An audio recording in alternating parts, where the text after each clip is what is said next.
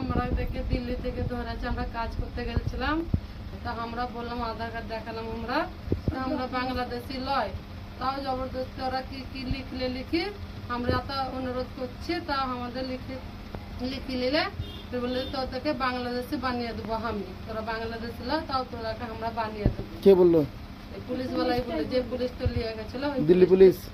দিল্লির পুলিশে আমাদেরকে লিয়ে গেল কানখাজুর রোহিণী জেল থানা, কানখাজুর ওই থানাতে আমাদেরকে 4 দিন ভোট তুলে, ফের এখান থেকে লিয়ে যায় ফের একটু বারাত ঘরে বললে, রোহিণীর বারাত ঘরে ওইখানে 4 দিন তুলে, 4 দিন ওখানে রাখার পর ফের কাগজ মাগজ করলে, আর তো পুলিশ গেলে আমরা হাত জোর করছি ওখান থেকে ছেড়ে দেন।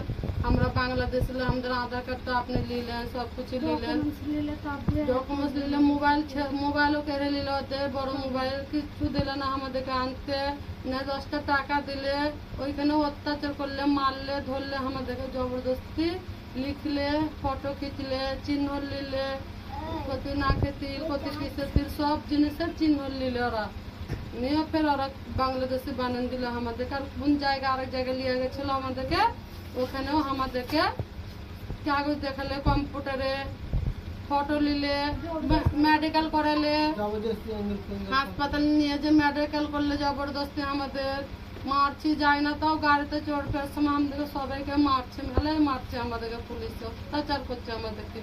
আপনার অনুরোধ করছি আমাদেরকে এখান থেকে নিয়ে যান আমাদেরকে। মমতা দিদি।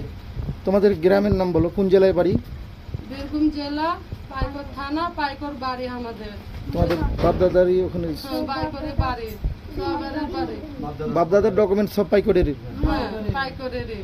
ওই লেগে মমতা দিদি আমাদের একটু সাহায্য করে না, আমরা খেতে পাই না, একটা কাপড়ে পরে আছে, আমরা রাস্তায় ভটকি বেড়াচ্ছি, এটা অন্যজনের ঘরে এক্ষুনি ফটো খিচলে আমাদের সেই লেগে নিয়ে এলো, না তো আমরা বারান্দায় বাইরে ঘুমাচ্ছি, বাচ্চাদেরকে নিয়ে মশাই কামড়াচ্ছে আমাদেরকে গো, একদিন আমাদের রক্ষা করে নিয়ে চলেন আমাদেরকে।